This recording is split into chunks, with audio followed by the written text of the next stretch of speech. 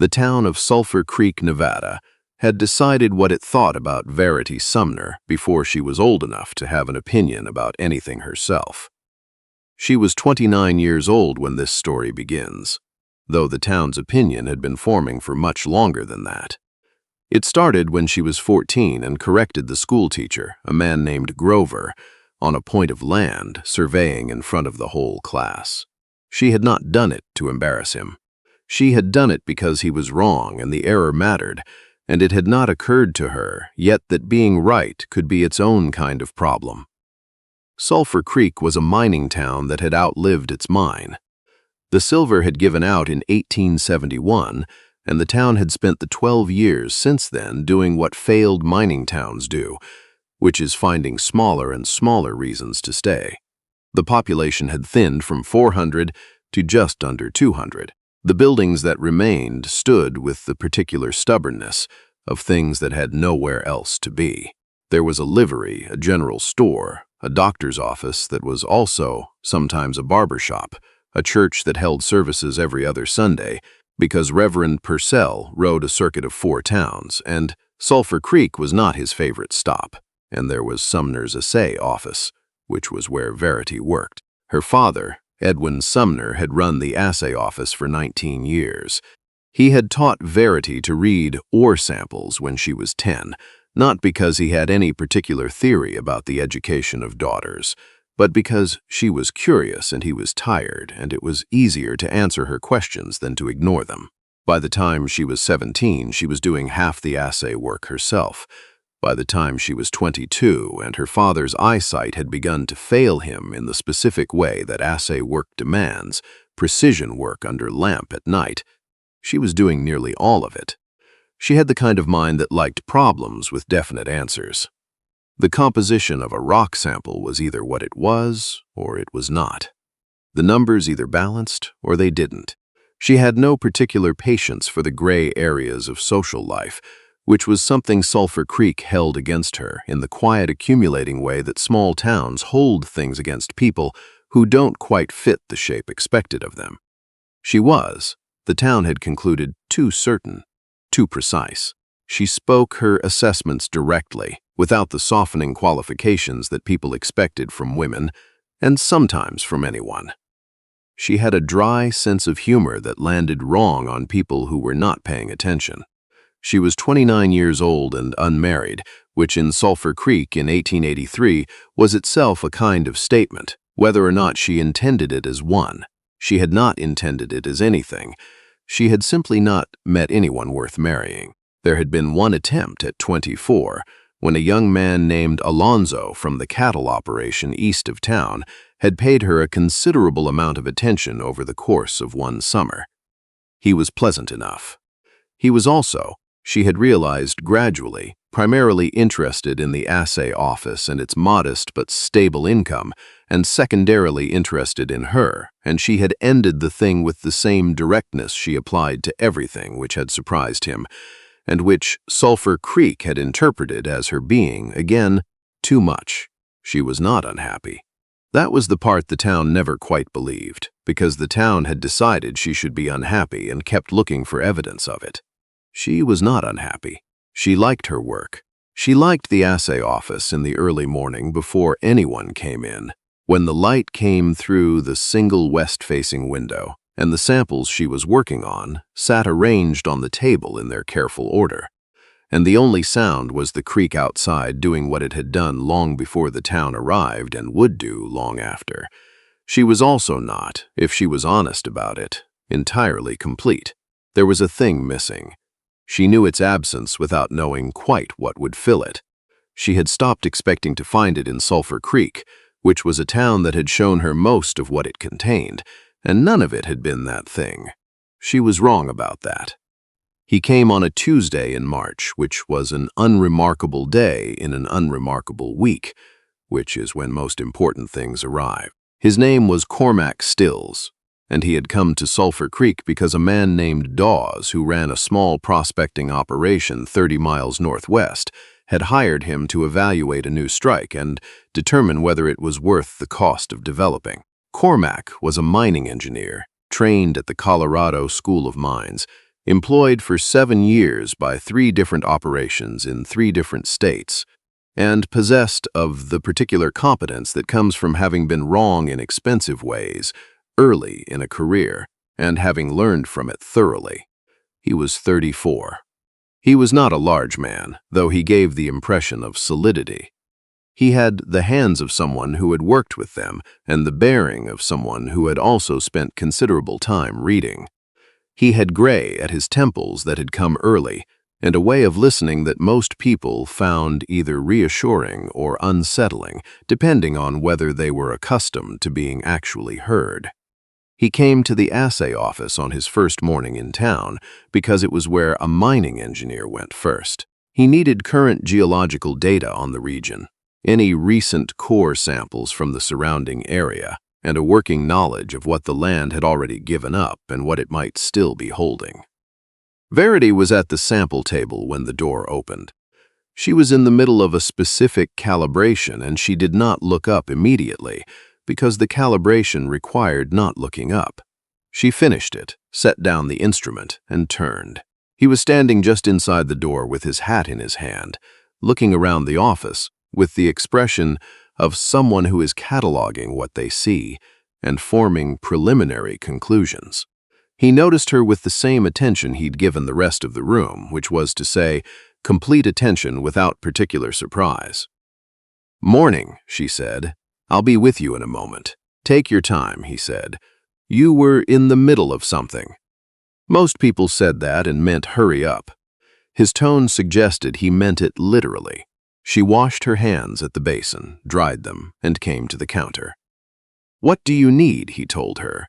He explained the Dawes operation, the location of the strike, what he was looking for in terms of geological history. He spoke with the precision of someone who had learned the cost of imprecision, which meant he gave her exactly the information she needed and none she didn't. She went to the filing cabinet along the east wall and pulled 2 folders.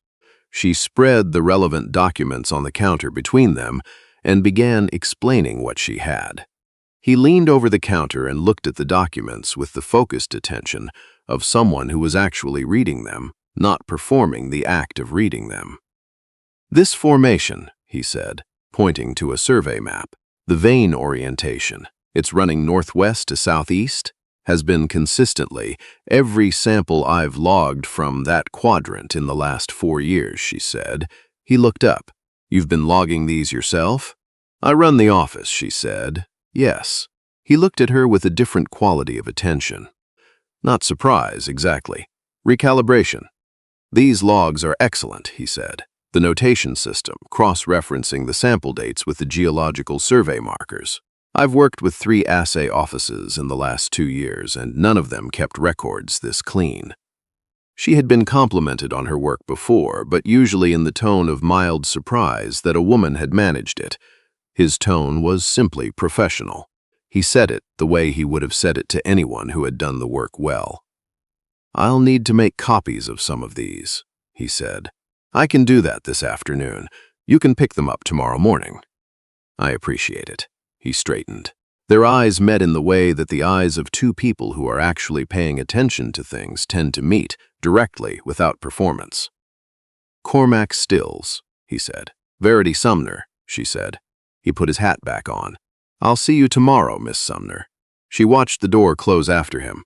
Then she went back to the calibration table, but she finished the remaining work more slowly than she usually did, which was not something she would have admitted to anyone. He came back the next morning for the copies.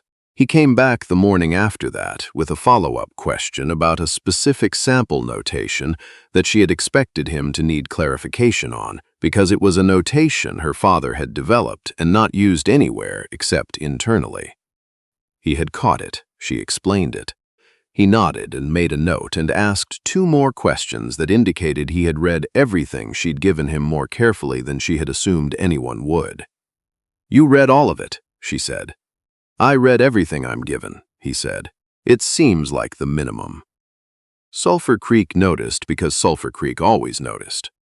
By the end of the first week, it was known that the mining engineer from Denver had been to the assay office 3 times. which was one more than geological necessity required. By the end of the second week, it was known that he and Verity Sumner had been seen talking on the office steps in the late afternoon, twice in what looked like a conversation that neither of them was in any hurry to end. The town applied itself to the situation with the helpful energy of a community that has run out of new things to observe. It was Maud Farlow at the general store, who said it most plainly, as she tended to say most things. She said it to Cormac on a Wednesday morning when he came in for supplies, in the kindly direct manner of a woman who believes she is doing everyone a favor. "You seem like a sensible man, Mr. Stills," Maud said, measuring out coffee. "So I'll tell you straight. Verity Sumner is a fine woman, but she's not easy. She's got opinions on everything, and she'll tell you every one of them whether you asked or not. She's never learned to, well." Maud searched for the word, soften. Cormac was quiet for a moment. He picked up the bag of coffee. "Mrs. Farlow," he said, "have you ever hired an engineer who softened his assessments to make you feel better about a bad vein?" Maud blinked. "Well, no, he said. "You hired one who told you the truth. Seems like the same quality in a person is worth about the same, regardless of what work they do." He paid for the coffee and left. Maud stood behind the counter for a moment. Then she called to her daughter, in the back, "Bring me the flour," and did not mention Verity Sumner again that week. It was in the third week when things shifted. Cormac had been working long hours at the Dawes site, riding out before dawn and returning in the early evening. On a Thursday, he came back to town later than usual, stopped at the assay office not for any professional reason, but because the lamp was still on, and he had found himself, over the previous weeks, drawn to where the lamp was. Verity was logging the day's samples. She looked up when he came in.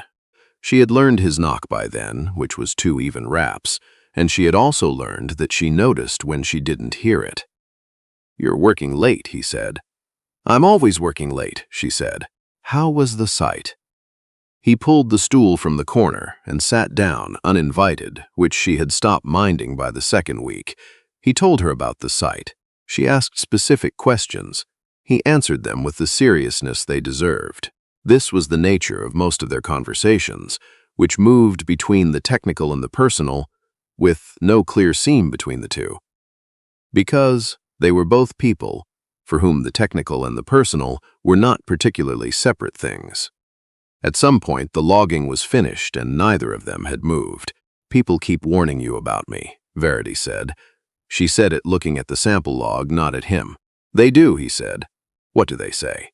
He was quiet for a moment. "That you're difficult," he said. "That you have too many opinions. That you're not, in the usual understanding of the word, accommodating." She was quiet. Outside, Sulfur Creek had gone to its evening, and the sounds of the day had settled into the smaller sounds of night, the creek, the wind down from the hills, the occasional horse at the livery. "And," Cormac said. She looked at him then.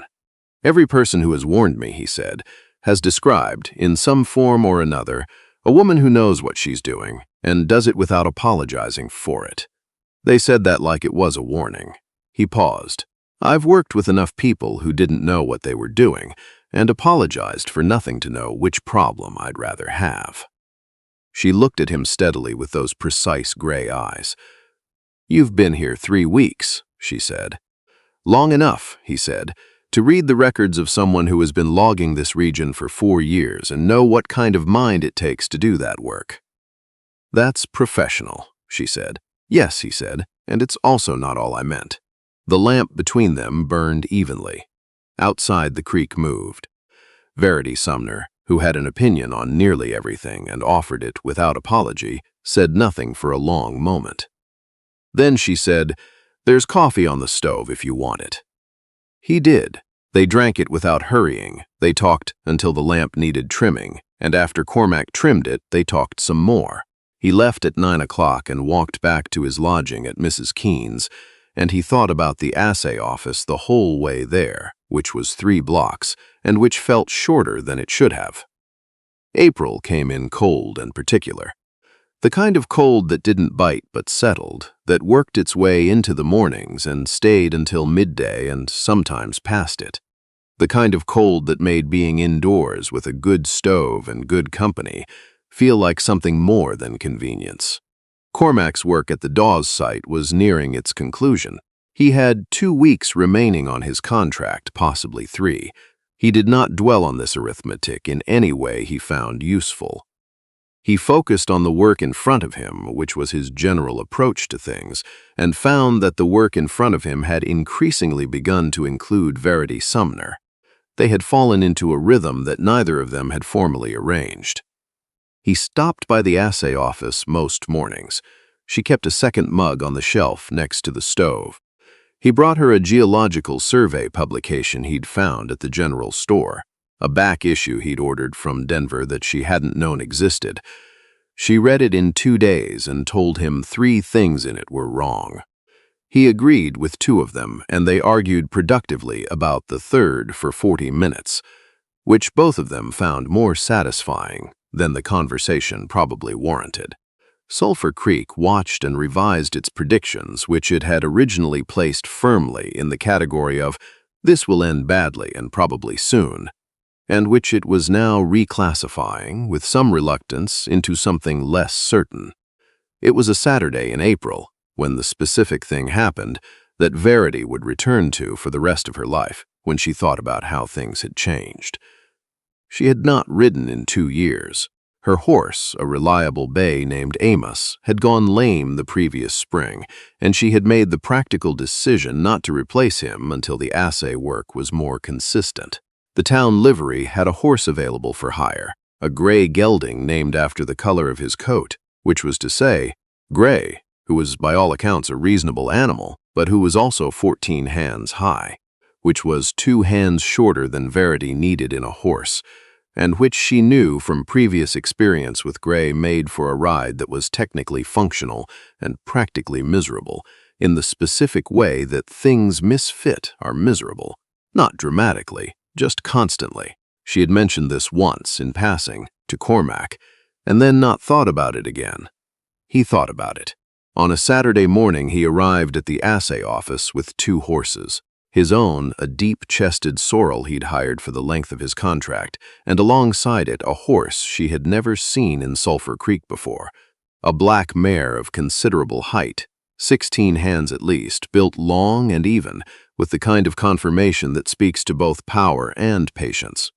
Verity came out the door and stopped. "Where did that horse come from?" she said. "Borrowed her from the Dawes operation," Cormac said. "She's their best trail horse. They use her for the rough country up north." He looked at the mare, then at Verity. "I measured her yesterday. She's 16-1, deep through the back. Good withers." He paused in the way he paused when he wanted to say something directly but was choosing the words with care. "She's built right for a tall rider." Verity looked at the mare. The mare looked back at her with the dark, settled eyes of an animal that has been places and returned from all of them and is not impressed by much. "Cormac," she said. "I know about Gray," he said. "I know what happens when a horse is the wrong size for the rider and someone else decides that's funny. It isn't funny. It's just someone else's failure to think clearly." He looked at her steadily. "Ride out with me. There's something worth seeing in the Eastern Pass when the morning light is right. I've been up there twice and I wanted someone to see it with." She looked at him. Then she looked at the mare. Verity Sumner was not a woman who let other people's discomfort become her own permanent limitation. She put her foot in the stirrup. She mounted. The mare stood solid and easy under her, taking her weight without any of the shifting and compensating that a too small horse required. The ground was further away than it had been on Gray. The distance was correct. Her legs fell at the right angle. Her back straightened naturally instead of bracing. She felt in her body the specific rightness of something fitting the way it was supposed to fit. She looked down at Cormac.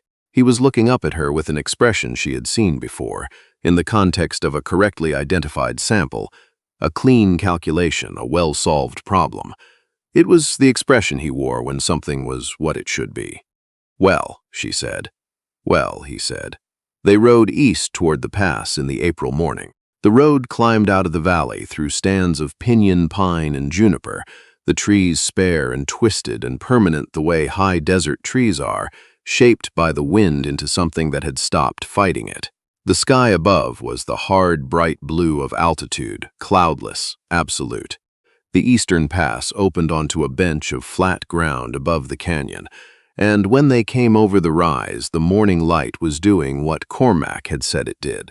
The canyon below caught the early sun at an angle that turned the iron-heavy rock walls a color between orange and red that was not quite either, a color that existed only in this specific light at this specific time of day, and then, an hour later, simply stopped existing until the next morning brought it back. They stopped their horses at the edge and looked at it.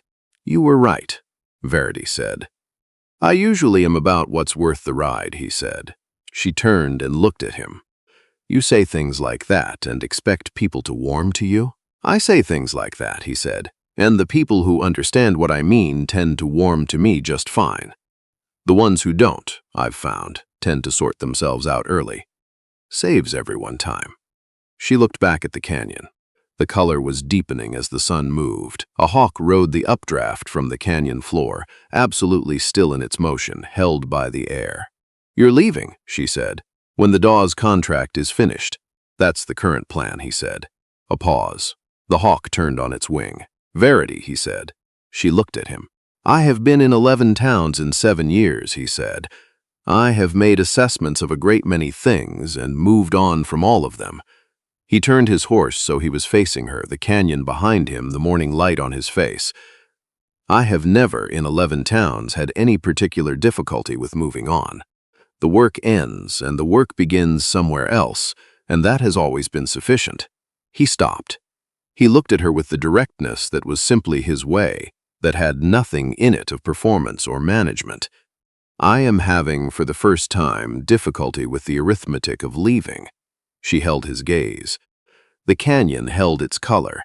The hawk found what it was looking for, and broke from the updraft and was gone. She knew what she felt. She had known the shape of it for several weeks without finding occasion to name it. She was a person who preferred to name things correctly before she said them out loud. She had been waiting to be certain. She was certain. "Cormac," she said. "Yes," he said. "The Dawes contract," she said. "Can it be extended?" He looked at her for a moment. "I haven't asked," he said. "Ask," she said. He asked. Dawes, who was a practical man with a productive operation and a good understanding of what it cost to find competent engineers, extended the contract by 2 months without significant negotiation. Cormac suspected Dawes had been expecting the conversation, which was both slightly embarrassing and, on reflection, entirely fair. May arrived, and with it the high desert spring, which was not the soft green spring of the east, but the sparse and specific spring of the Nevada uplands, cactus flower and wild sage coming into bloom along the dry washes. The mornings cold and the afternoons warm in a way that made the whole day feel like 2 different days inhabiting the same hours. Cormac and Verity spent May the way they had spent April, except with less pretense about the reasons for it. He ate dinner at the assay office twice a week. She joined him on the site 2 Saturdays when the work was light enough to explain without slowing down, and she understood what he explained quickly enough that it didn't slow him down, which was a quality he found, unexpectedly, profoundly restful. Most people required him to simplify. She required him to be precise, which was not the same as complicated, and was considerably easier. Sulfur Creek adjusted its opinion, not with any declaration. Small towns don't make declarations about these things. They simply begin, slowly and without announcement, to substitute one set of comments for another. By May, it was no longer said that Verity Sumner was too much for any man. It was said that she and the mining engineer were, in the considered view of people who had observed them, well matched. The difference between those 2 statements was the length of the distance between what the town had always assumed and what turned out to be true. He proposed in June. He did it without drama because neither of them were people who required drama, and without excessive preparation because excessive preparation suggested you weren't sure, and he was sure. He did it in the assay office on a Tuesday evening after they had finished going through the Dawes final survey report together, which was a genuinely useful way to spend an evening, and which they had both genuinely enjoyed, and which Cormac thought afterward said something true about the two of them and the life they were likely to have. He said he had done the arithmetic about leaving and the arithmetic about staying, and he knew which number was right. He said he had spent 7 years moving toward work, and he was prepared to spend the next, however many, moving toward something that mattered more than work, though he intended to keep working. And he gathered she did too, which suited him exactly. He said he was not a man given to speeches, and he hoped she would take that as information rather than a failing. She said yes. She said it the same way she said everything, directly, without qualification, with the full weight of what she meant behind it. They were married in July. Verity kept the assay office, because it was hers and her father's before her, and she was good at it, and the town still needed it. Cormac took a position, consulting for 3 operations in the broader region, which meant he was sometimes gone for stretches of a week, and which meant he came home to something worth coming home to, which is a thing that changes the quality of work in ways that are difficult to measure precisely and impossible to miss. Edwin Sumner, Verity's father, sat in the front row at the wedding and did not attempt to contain what he felt when the moment came. He had watched his daughter be measured against a standard she hadn't made and found lacking by it for more years than he liked to count. He had also watched her refuse to become smaller in response, which was the thing he was most proud of, and which was also the thing that had made the waiting harder. He had been waiting for someone who would see the size of her clearly and not flinch from it. Cormac Stills was a man who had spent 7 years taking accurate measurements of things. He had not flinched. Maud Farlow, who had warned Cormac about Verity's opinions back in March, attended the wedding and said afterward that she had always thought they were suited. No one contradicted her, because that is also something small towns do. Verity rode the black mare from the Dawes operation on her first Saturday as a married woman, having arranged a permanent loan that was, in practical terms, a gift, because Dawes was a man who understood that some arrangements are worth maintaining. She rode out to the eastern pass and sat for a while on the bench above the canyon, in the morning light, and looked at the color the walls made when the sun hit them at that angle. The thing she had known the shape of without knowing its name had turned out to be simpler than she expected, and also exactly as important as she had somehow known it would be. It was not a thing that required her to be different than she was. It was a thing that required someone who could see what she actually was and call it by the right name, which Cormac Stills, mining engineer, trained in the precise assessment of the actual value of things, had done. She rode back down to Sulfur Creek and opened the assay office at 7 o'clock, as she had every working day for 9 years. The lamp was on, and the samples were arranged, and the ledger was open, and the work was good. And now, at the end of it, there was the foreman's house on the eastern side of town, with a light in the window that was on, because someone had put it on for her. The town of Sulfur Creek had decided eventually what it thought of that. It thought she had always been exactly right. It had simply taken a man trained in the precise measurement of value to say, "Let me show you what I see."